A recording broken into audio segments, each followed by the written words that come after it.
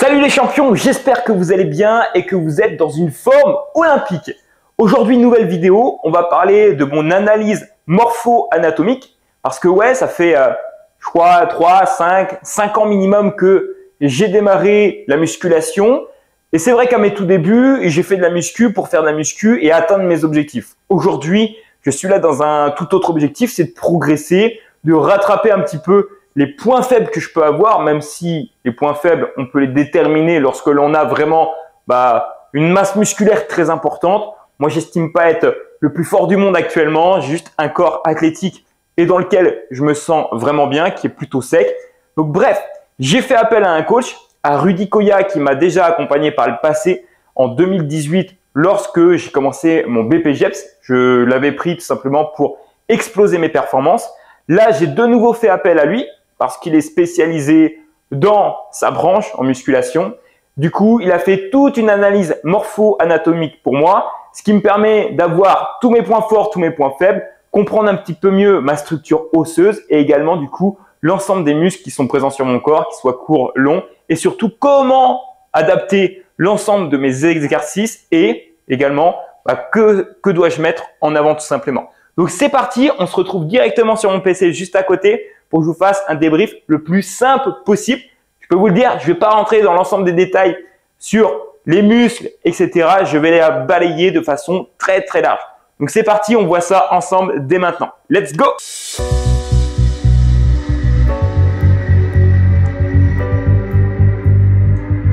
Ok les champions, c'est bon, je suis revenu à mon bureau.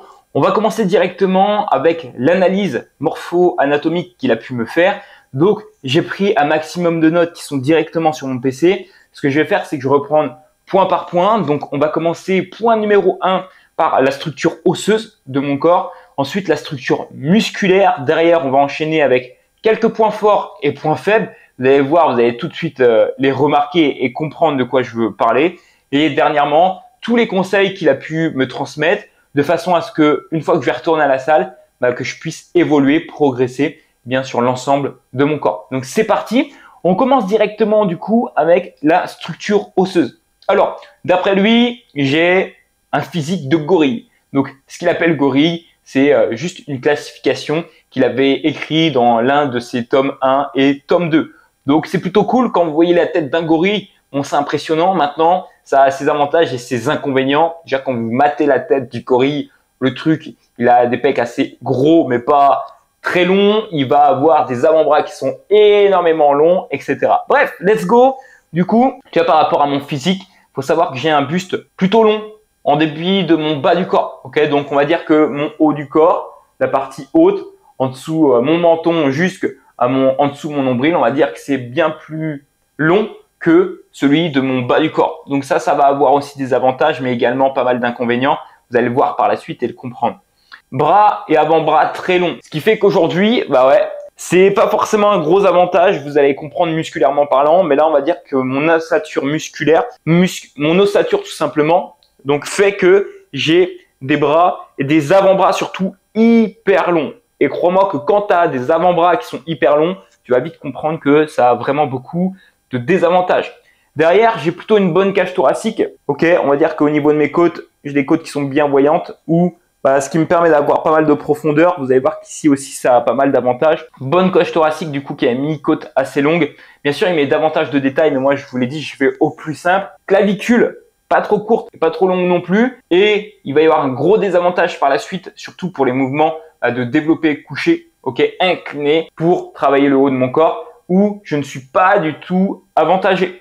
Donc, bonne cage thoracique, buste assez long en dépit de mon bas du corps, bras et avant-bras hyper longs, qui a beaucoup de désavantages, vous allez voir, et clavicule pas trop courte et pas trop longue non plus. Donc, d'un point de vue osseux, entre guillemets, de son point de vue à lui, bien que j'ai développé davantage musculairement mon haut du corps, lui, il verrait beaucoup plus un avantage, un point fort à développer le bas du corps. Ok, il mettrait en avant le bas du corps plutôt que le haut du corps, on va dire sur le moyen et long terme. Ok. Et c'est vrai que le bas du corps, jusqu'à maintenant, je pense comme beaucoup de pratiquants de musculation, je l'ai bien moins travaillé que le haut du corps. Et ouais, quand on mate un petit peu mes entraînements, j'avais en moyenne 3 entraînements haut du corps dans la semaine pour un bas du corps.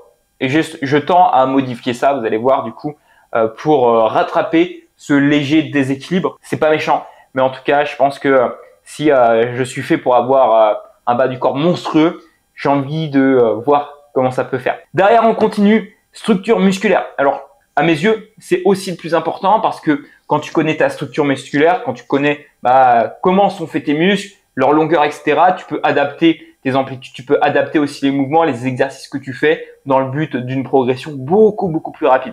Vraiment, ça, c'est ce que je fais aussi avec mes coachés lorsque je les accompagne dès le début. Je fais en sorte d'analyser leur structure.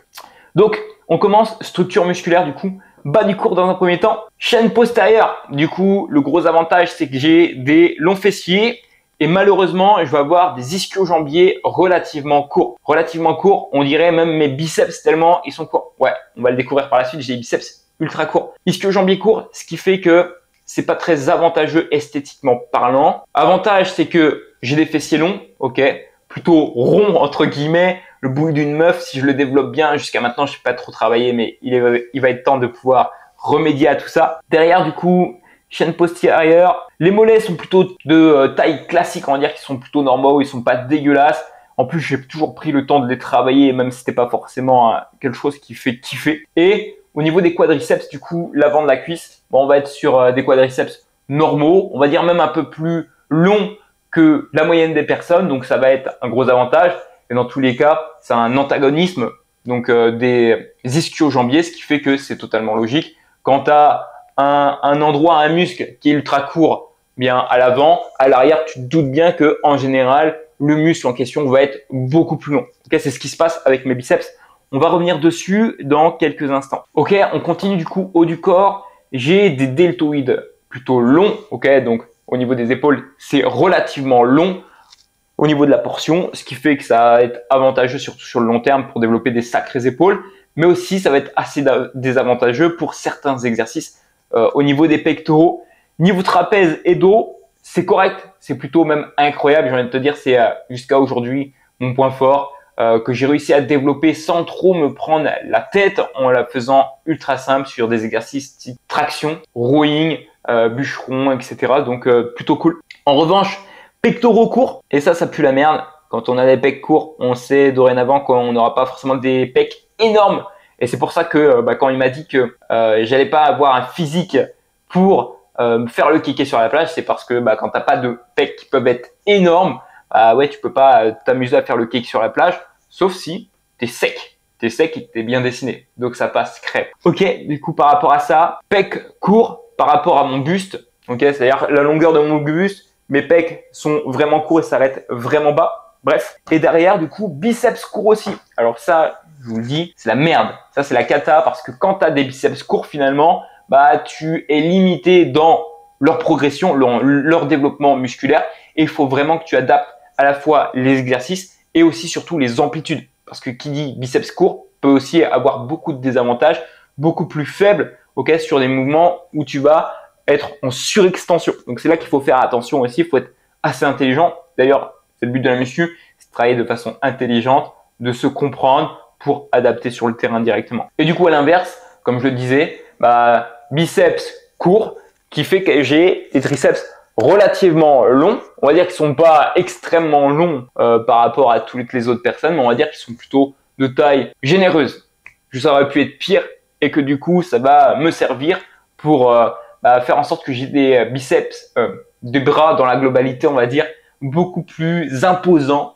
Parce que quand tu n'as pas de biceps, que tu peux pas les développer comme un fou, tu peux compenser ça en revanche par tes triceps et développer quelque chose d'assez harmonieux. Et du coup, les avant-bras relativement longs. Ok, c'est pour ça que quand je dis avoir un biceps court, bon, à la rigueur c'est cool, mais avoir des avant-bras extrêmement longs, ça handicape encore plus tes biceps. Et ça, c'est réel parce que du coup, tu as tout le bras de levier qui se fait pas au bon endroit. Donc là, c'est là qu'il m'a mis tous mes points forts et mes points faibles et comment je vais devoir m'adapter par rapport à ça. Chose bien sûr que je faisais déjà, j'avais pas attendu cette analyse pour adapter les exercices ou même l'amplitude liée à mes biceps dès maintenant. Donc là, ce que je vais faire, c'est adapter. Je vais vous en parler juste après. Maintenant, point fort et point faible, je pense, c'est compris, c'est les pectoraux. Je manque de largeur, ok, j'ai des antagonismes longs, ok, triceps, deltoïde antérieur, ce qui fait que je vais devoir limiter mon amplitude, ok, à partir de maintenant. C'est vrai qu'aujourd'hui, j'avais cette facilité avec ma cage thoracique de pouvoir avoir une bonne amplitude sur le développé couché et même l'ensemble de mes exercices liés à mes pectoraux, on va dire haut du corps. Et bien sûr, aujourd'hui, il va falloir que je change si je souhaite augmenter la masse musculaire de mes pectoraux. Ok, du coup, autre point faible, et c'est vraiment des points faibles qu'il m'a mis parce que le reste de mon corps, il estime que c'est bien, qu'il faut juste que je continue comme ça. On parle du coup des biceps courts. Biceps courts, du coup, le gros point faible, ça va être mes avant-bras. Pour pouvoir les développer, il va falloir que je fasse extrêmement attention. D'ailleurs, ici, il va me faire une recommandation qui va être plutôt intéressante par la suite. Et du coup, ischio-jambier, mes ischios, ils sont relativement courts avec des fessiers, des quadriceps plutôt longs. Ok, donc ça, c'est vraiment mes points faibles. Donc, j'ai les pectoraux en termes de points faibles. Je vais avoir les biceps en termes de points faibles. Et je vais avoir du coup les ischio-jambiers qui sont aussi un point faible. Point faible que je vais déchirer, que je vais défoncer parce que du coup, je vais les mettre en priorité maintenant dans mes séances dans le but de les développer à leur maximum et de façon surtout intelligente. Maintenant, et je pense que c'est là que c'est le plus important, c'est quels sont les conseils par rapport à ça, qu'est-ce que je dois appliquer. On a compris quelle était à peu près mon ossature, c'est pas le plus important. Musculairement parlant, maintenant, comment j'adapte tout ce qu'il m'a transmis de façon à progresser sur mes points faibles et retrouver une harmonie un peu plus complète sur l'ensemble de mon corps. Alors déjà pour les ischio-jambiers, là ce qu'il va préconiser, c'est tout simplement de les faire en premier dans la séance. C'est moins point faible, j'ai du mal en plus à les recruter, à bien les ressentir si je les fais à la fin d'une séance. Du coup, ce que je vais faire à partir de maintenant, c'est les placer dans le début de ma séance, de préférence avec exercice guidé et exercice libre avec une extension de la hanche. Donc, je vais commencer tout simplement par ajouter 2 exercices maintenant à mes séances, chose que je ne faisais pas avant, dans le but de travailler mes ischio-jambiers, d'en faire un focus. Je pense que je vais commencer très traditionnel, avec du leg curl et du soulevé de terre, jambes tendues, barre ou halter. Ça fera très bien l'affaire avec 4 séries et en mettant bien sûr toujours en place mes cycles de progression. Ok, donc voilà, le premier conseil qu'il transmet, c'est de faire en sorte de faire un focus sur mes ischio-jambiers. Donc là, j'ai même prévu de maximiser mes chances et de mettre 2 séances maintenant sur mes jambes. Ok, donc je ferai une séance sûrement le lundi et sûrement une séance le vendredi pour mettre vraiment assez d'écart et avoir une progression qui sera constante avec une variation bien sûr au niveau des exercices. Pour les biceps, du coup, là, ce qu'il recommande, et j'avais déjà commencé à faire davantage de recherches sur ça, c'était mon focus bien sûr, il faut que je désactive mes avant-bras. Pour désactiver les avant-bras et solliciter davantage les biceps lorsque l'on a un biceps court, il faut utiliser soit des bandes, mettre des bandes de tirage ou tout simplement utiliser des fat grips. Donc, ça va être des poignées un peu plus larges dans le but de désactiver un petit peu les avant-bras. Et même idéalement, ce qu'il faut aller chercher, c'est de désactiver encore plus en passant le pouce de l'autre côté. Donc, on arrête prise fermée au niveau des mains. Quand on a des biceps courts, il faut faire en sorte de faire un focus au niveau du biceps. C'est pour ça qu'il faut adapter la prise et ne pas forcément avoir une prise fermée au niveau du pouce, au niveau de la main, ce qui permet de désactiver partiellement, entre guillemets, l'avant-bras. Alors, dans tous les cas, faut comprendre que l'avant-bras, on ne pourra jamais totalement le désactiver. Il fait partie du bras. En revanche, ça va nous permettre d'avoir un plus gros focus sur la zone du biceps parce que le but, quand tu veux développer un biceps court, c'est de mettre le focus dessus de façon intelligente. Ok, du coup, pour les biceps, c'est good. Il faudra juste que je désactive au maximum mes avant-bras. Je vais essayer, je vais tester de nouvelles choses. Je vous dirai ce que ça donne. Et du coup, les derniers conseils qu'il me transmet, surtout pour mes pectoraux. Si je veux aller chercher un recrutement beaucoup plus important que je l'ai fait jusqu'à maintenant, il va falloir déjà que j'adapte mes exercices. Déjà, il me déconseille jusqu'à maintenant, ou du coup, il me recommande surtout pas de maximiser l'exercice en faisant un focus sur le haut, parce que dans tous les cas, potentiellement, il y a de très grandes chances que j'ai pas forcément sur le long terme une grosse masse musculaire au niveau du haut de mes pectoraux. Alors, ce que je vais faire, c'est faire un focus un peu plus en bas. Même chose, je vais faire 2 séances. Je vais pas faire 40 exercices, bien sûr. C'est juste de façon à augmenter le volume, de les travailler de façon un peu plus fréquente. Et pour le coup ici, ce que je dois surtout adapter, c'est mon amplitude. Si je vais chercher une amplitude où mes coudes descendent vraiment bas, vont vraiment en arrière de mon corps, ce qui va se passer, c'est quoi? C'est que on a la barre, je descends un peu trop bas. Ce qui se passe ici, c'est quoi? c'est que intervention du coup de mes deltoïdes, ok, avant, et du coup beaucoup de mes triceps. Et si je veux vraiment faire un focus à partir de maintenant sur mes pectoraux, ok, il va falloir faire en sorte de travailler de façon unilatérale, pourquoi pas sur certains exercices, de façon à mettre maximum de focus et d'intention là où est-ce que je veux travailler, mais surtout limiter mon amplitude. Ok, arrêter les amplitudes à balle. Ok, quand tu es comme moi, tu es obligé de descendre ton amplitude et limite venir à 90. Ça fait chier. C'est pas beau. J'aime bien quand les exercices, les choses sont faites à leur maximum. Mais on parle de développer sa masse musculaire, développer un muscle en question. Et quand on veut développer un muscle en question, il faut savoir s'adapter, adapter l'exercice, adapter les amplitudes à tout simplement aux muscles qu'on peut avoir. Et d'ailleurs, aujourd'hui, j'ai prévu une séance. C'est ma dernière séance pour cette semaine. À partir de la semaine prochaine, j'ajoute une séance supplémentaire. Je passerai de 4 à 5 séances au total. Et du coup, aujourd'hui, c'est pec, dos, épaules. Donc là, ce que je vais favoriser pour les pecs, c'est de faire, bien sûr, par exemple, du développé couché haltère et par exemple un autre exercice pec. Donc, ce que je vais faire, c'est qu'aujourd'hui, je vais partir sur 2 gros exercices et à partir de lundi, dans tous les cas, j'aurai 2 séances dans la semaine. Donc, je passerai sur 3 exercices pour les pecs, par exemple le mardi et du coup le samedi, je passerai sur en moyenne 2 à 3 exercices également. Et donc aujourd'hui, ce que je vous recommande vraiment, c'est de faire et de prendre ce temps de faire une analyse morpho-anatomique. Entre nous, c'est pas ce que ça coûte. Des fois, il y en a déjà présent dans certains accompagnements, mais prenez ce temps d'analyser un petit peu votre corps, votre ossature pour mieux vous comprendre. Parce que déjà, la muscu, c'est ça. Quand on cherche à se dépasser à la musculation, ok, pour progresser sur les exercices, par exemple, pour passer une barre à 100 kg au squat ou même au développé couché, il faut apprendre avant tout à se connaître à l'intérieur, ok, le mindset. Et là, c'est la même chose. Si vous cherchez à avoir un corps esthétiquement beau, et je pense que c'est le but de la musculation et de toute personne, il serait peut-être temps, les gars, de pouvoir faire en sorte d'analyser un petit peu votre corps, votre morphologie, votre morpho-anatomie, dans le but d'adapter l'ensemble de vos exercices et maximiser finalement votre potentiel de réussite à la salle. Ok, arrêtez de perdre du temps à courir à droite à gauche, à faire un maximum d'exercices parce que vous les avez trouvés cool sur une vidéo YouTube ou un Reels à la con. Faites en sorte de travailler de façon intelligente. On est là pour jouer long terme et se créer un physique sympa, harmonieux et dans lequel on se sent bien. Les gars, ça vaut tout l'or du monde.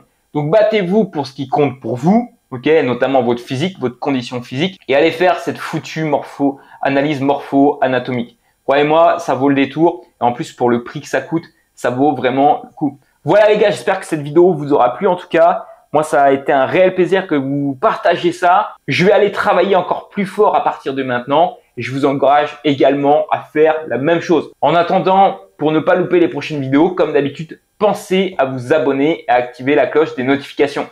Let's go!